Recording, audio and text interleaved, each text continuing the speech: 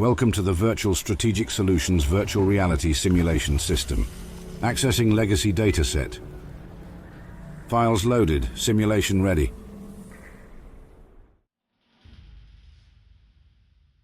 The construction of an automated network of silos in Appalachia was firmly opposed by Senator Sam Blackwell, who raised objections to the discrepancies between military and civilian warning systems. He was silenced with a threat of imprisoning him for sowing dissension and inciting panic. The silos were designed to be used with a minimum of human oversight, with one exception: launching nuclear weapons. The system relied on single-use nuclear keycards, which were delivered through logistics officers, and automated strategic air command cargo bot deliveries to the region. To authorize a nuclear strike, the keycard was just the first step. The general ordering the launch also had to input the correct launch code. To prevent misuse of Appalachia's automated missile silos, security measures for the region's nuclear arsenal were complex. Each silo had its own 8-digit launch code, which was valid for a single week. These codes were broken into 8 individual number/letter pairs, each carried by a designated officer who was under strict orders to guard their code piece with their life. The order of the numbers was encrypted using a series of methods to prevent improper deployment. It was the job of the Whitespring Bunker's staff of specially trained code decryptors to provide the officer corps with the code when it was renewed each week. The silos themselves were designed to be able to launch nuclear weapons at a moment's notice. To that end, they were equipped with an advanced robotic construction system, allowing them to rapidly refill their arsenals in a matter of hours. The silos were also defended by a robotic task force and staffed with a contingent of special clearance human missileers. Security protocols required all silo entrants, regardless of rank, to be escorted by a missileer at all times. Entering a silo without escort would be treated as a hostile act regardless of rank. Moreover, the military specialists in charge of the silo, the aforementioned missileers, were rotated every 6 months. They were the only ones permitted inside the maximum security Class 6 sites.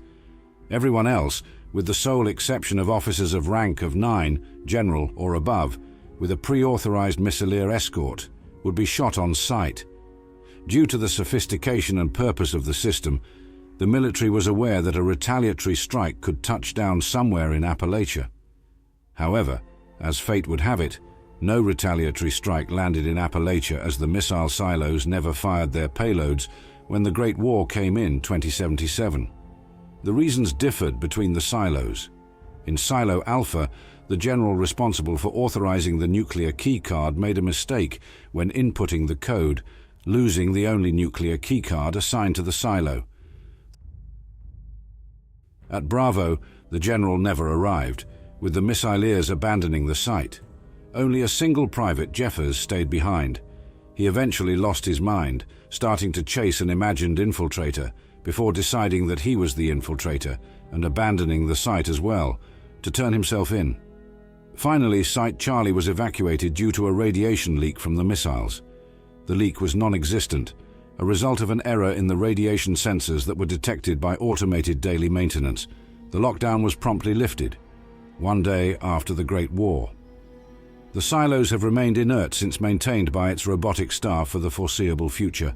They remained intact for decades and were coveted by Thomas Eckhart's enclave before its extinction, and eventually used by the Vault Dwellers to contain the Scorchbeast threat.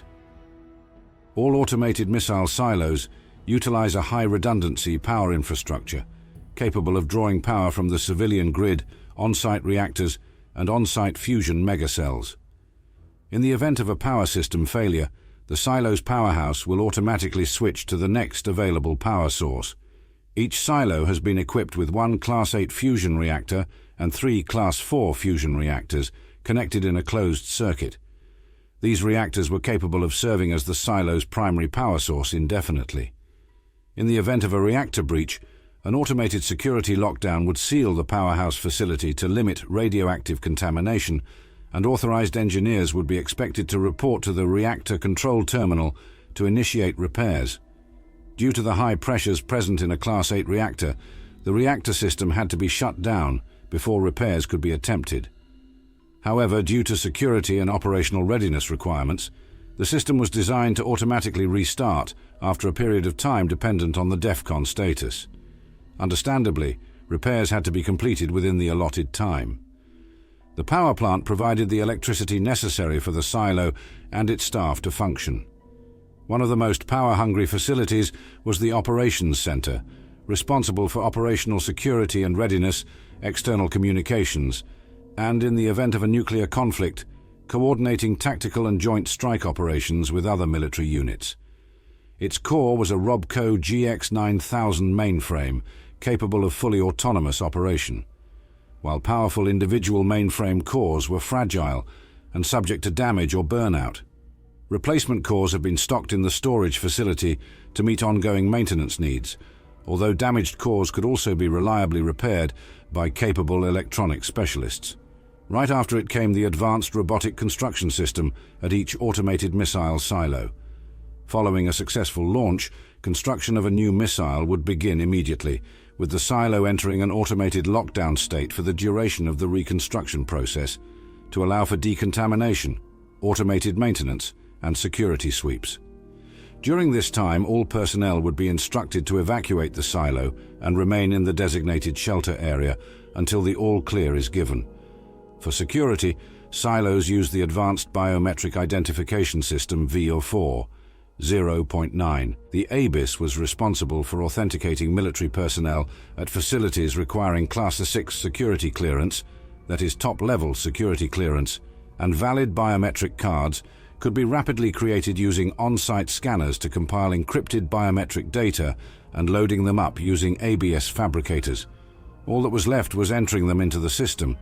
Combined with the strict security clearance requirements, the missile silo was virtually impenetrable. However, to prevent an accidental or malicious nuclear launch, the silo employed additional interlocking fail-safes. A missile could only be launched at DEFCON 1, had to be assembled and staged, launch preparations had to be completed, and only then could the final launch authorization, keycard and code, be supplied. These layers of security were necessary as the automation extended to the launch crew. Launch crew chiefs replaced regular missileers. These were specialized protectrons with the encryption keys and operating instructions required to prepare a missile for launch. Although each crew chief was optimized for its role, launch prep could proceed as long as at least one crew chief remained operational, albeit more slowly. Fabrication terminals could replace them as needed. Of course, since crew chiefs did not verify the orders, all security units were programmed to destroy the crew chiefs autonomously to halt launch prep in case of a security incident.